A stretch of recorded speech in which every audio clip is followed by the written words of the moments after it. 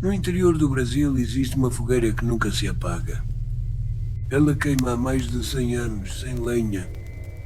Quem chega perto começa a ouvir vozes. Dizem que são pessoas que nunca conseguiram ir embora. Um morador decidiu filmar a fogueira para provar que era mentira. Foi aí que ele percebeu. A fogueira estava chamando pelo nome dele. Não foi o corpo que ela levou. Foi algo pior. A entidade se alimenta de quem sente medo. Nenhum vestígio do homem foi encontrado.